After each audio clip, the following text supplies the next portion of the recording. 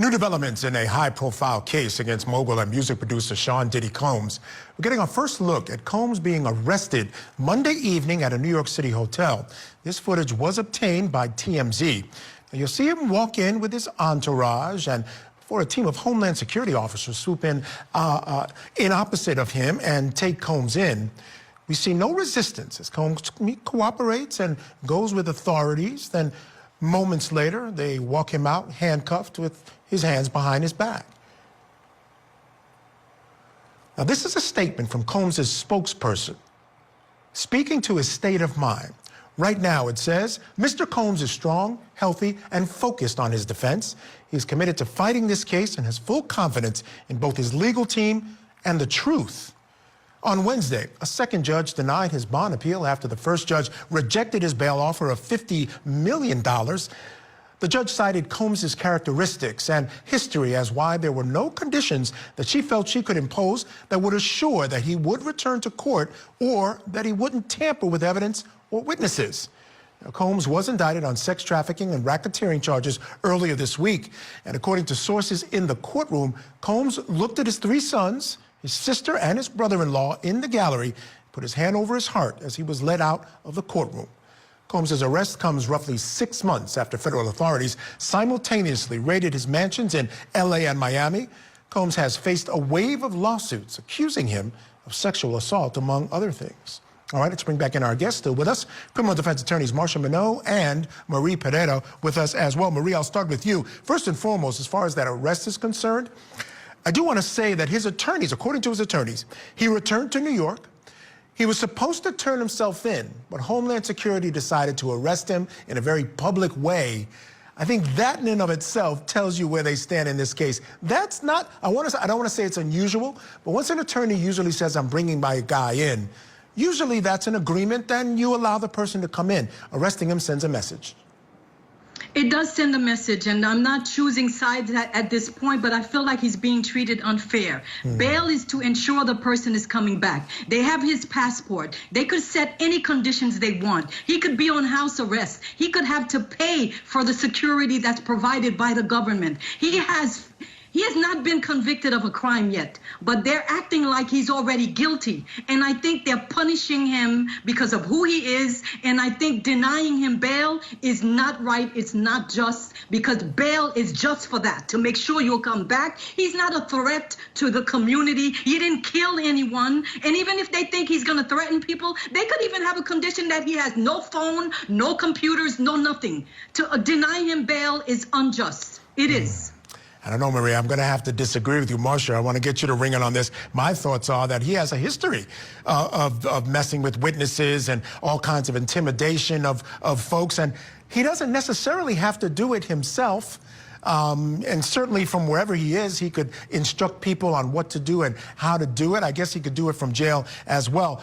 But some of those other conditions you mentioned, Marie, I also think, the system has to treat us all equally. Just because he has money and can pay for certain things, I don't think that should make a difference as well. Marsha, what do you think?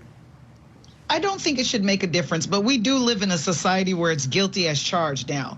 You are now forced to prove your innocence. It's only theory when people say to you, the burden is on the state and we have to prove your guilt beyond a reasonable doubt. All we need these days is an allegation. So I do believe that there's a level of celebrity associated with this.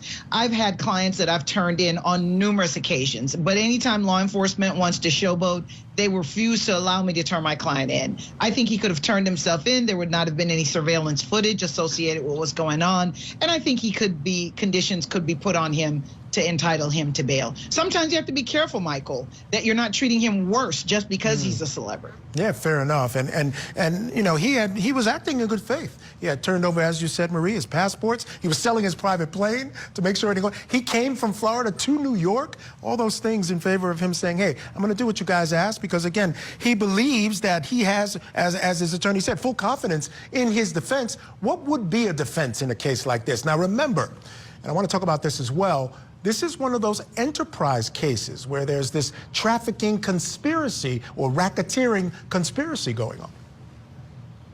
You know what? I think his defense should be that everybody's doing a money grab. Everyone who was involved in those freak fests, they're adults who got on a plane. Nobody was being trafficked. Everybody was put on a plane. They came willingly because they just were fans. Maybe they were perverts and they liked threesomes and body oil and whatever. But it was consensual, wacky, sex between everyone. There was no trafficking here. They came on their own. And whoever is now saying, oh, I was trafficked, it's a money grab. I would stick to that type of theory.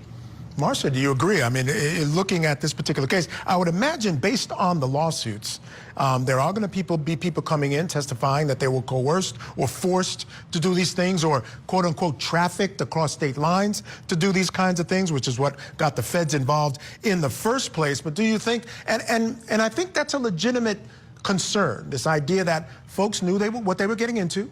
In most cases, I think there was one 17-year-old girl making accusations. They're adults acting in ways that, consenting adults decide to act, whatever that is. Sex parties in and of themselves aren't illegal. I agree. There's a victim. I always have a saying, there's a difference between a victim and a volunteer. If you are an adult volunteer in the circumstances and you have buyer's remorse because you made bad decisions, I don't think you should be able to come back and say, okay, now compensate me for my bad conduct. However, if Puff Daddy has video footage at his home where he's literally restraining any females, or he has males that are coming into the room, and any of those footage has audio associated with the women refusing or not wanting to participate in sex acts, he's going to have a problem with that type of evidence. And according to the prosecution, they think that's what they have. Whether or not they'll be able to prove it, we don't know yet. Yeah, I think that's exactly what they have. And quickly, I want to ask you, Marie, about the use of these racketeering statutes. Again, we see it again.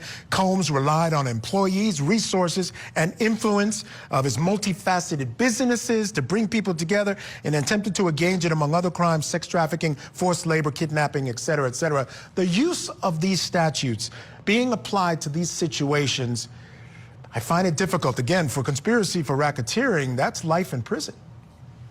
I think it's a lot. And again, I would argue if I was his lawyer, consenting adults getting on a plane and having sex in hotels is not trafficking anyone. That's what I would say. But this whole RICO thing, they're taking it there too far. Yeah, they're catching everyone in that net. And I thought that was the intent of the racketeering laws. But I feel like at some point it becomes a little bit, perhaps maybe even unconstitutional.